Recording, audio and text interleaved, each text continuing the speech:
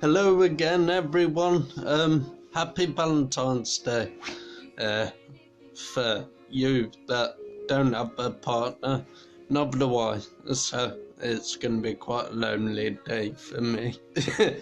On top of that, I'm currently writing myself a personal statement. I'm hoping to go to university and prosper further in my life, because at the moment doing absolutely nothing, it's really dawning on me and probably exacerbating my depression.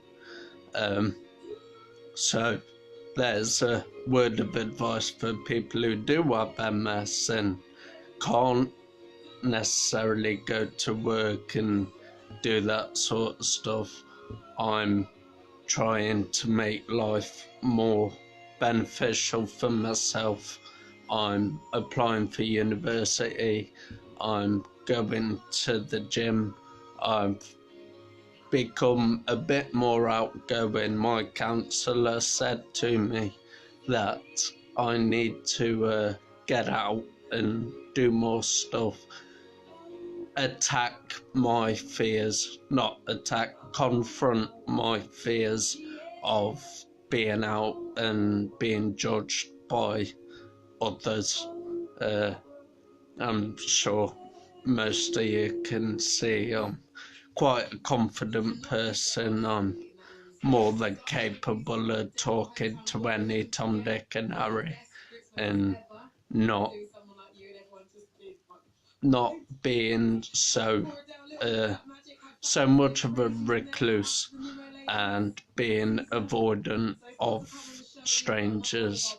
I seem to get along quite a lot with the elderly people. I suppose we have more to talk about because I was in the army, and back in their day a lot of it was conscription. People had to go and join the forces and have that sort of lifestyle, which personally I think they should do again. Just look at how many people are unemployed and then look at all of the tried services that are crying out for people to apply.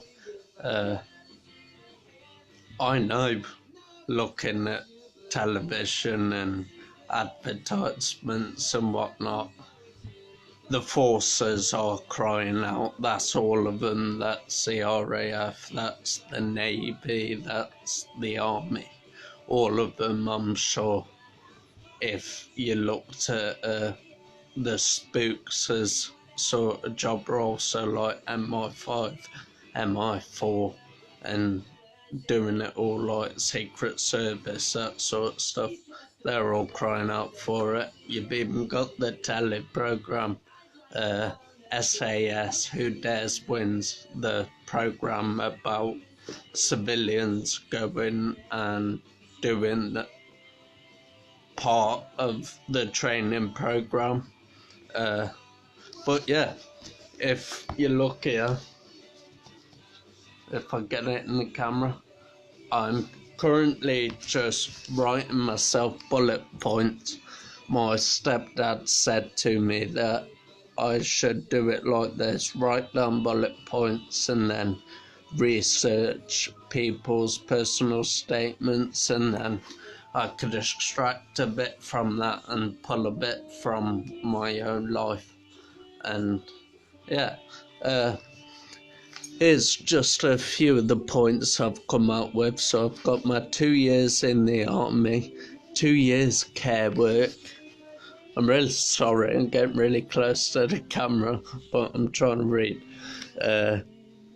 Then obviously countless agency work afterwards. I was a factory operative, I was a refuge operator, so I was a bin man, right?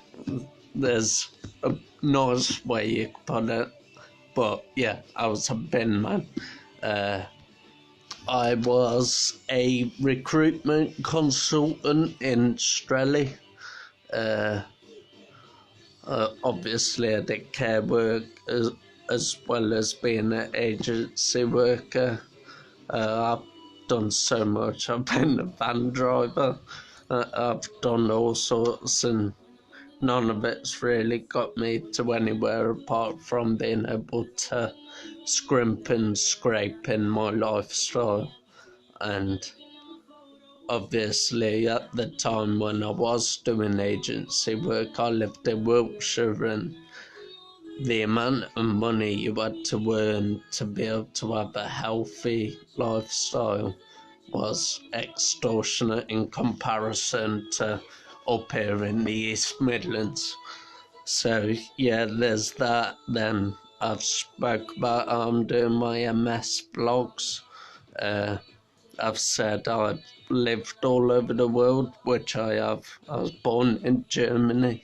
Then I moved back and lived in Yorkshire for a bit. Then after that I moved to Nottingham. And then when I was 11 I moved to Australia. Lived there for 18 months, and then I moved back to the UK for reasons I can't really discuss. But yeah, I moved back, then I lived in Nottingham again, and then I joined the army, lived all over the UK, travelled some of the world, mainly Europe. Then I came out of the army against my choice, but it's probably for the better, looking at how much the MS affects me. Then after I did my 2 years in the army, I did live in Nottingham for 6 months where I was a carer. Then I moved to Wiltshire. I was a carer for another year and a half, and then started doing loads of agency work because I couldn't stand it. After a while it was very repetitive. It wasn't the people I worked with or the job role itself, it was more so the way that the companies directed themselves and the ways that they acted. I think it's really quite a quick prejudice on people. Myself being male, it's still, unfortunately, still quite unheard of, the thought of a guy being like that. I was accepted on a midwifery course. I've put I was in a relationship for 3 years, and then I had a son whilst in those 3 years. My son's now 1 year old, but I'm not 100% what you can put.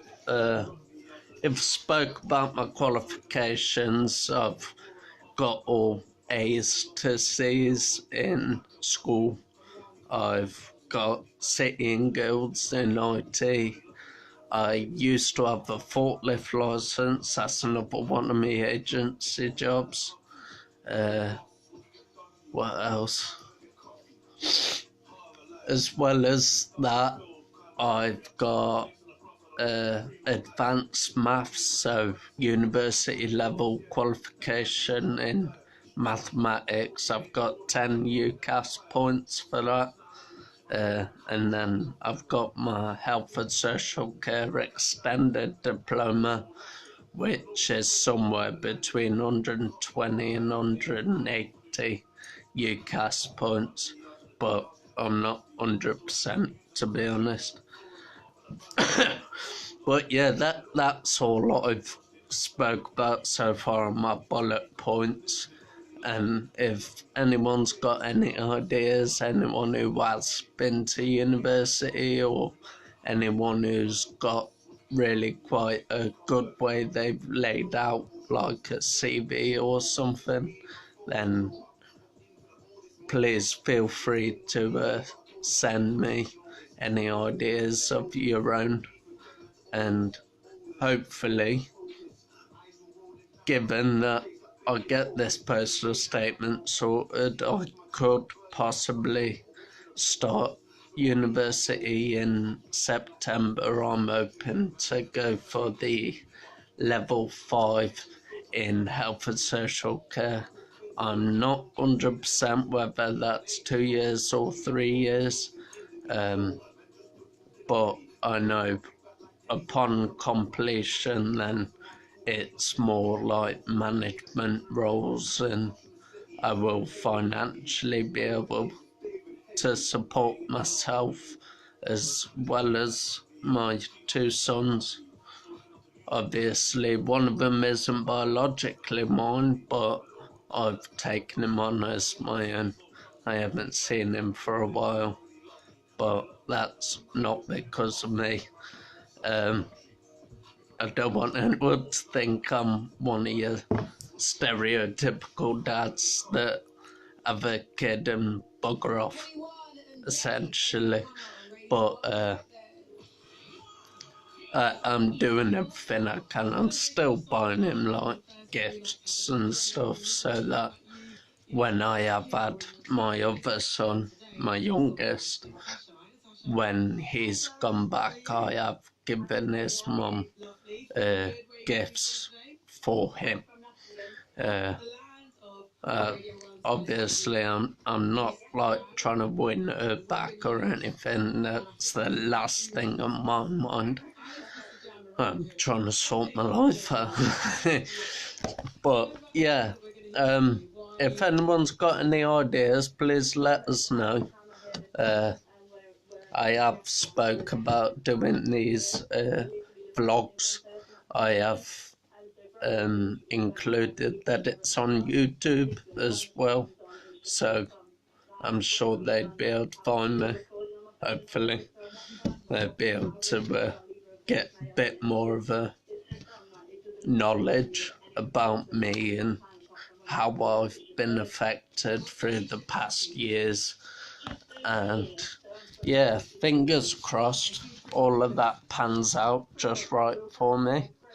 And when I have more to talk about, like this bungalow, I've still not heard a phone call. They're supposed to be doing this water test. I mean, it's a really simple test, really, isn't it? I mean, I'm sure the council has the technology for it. They just need to test a sample of the water, and if there is any issues, clean the pipes. But that's literally it.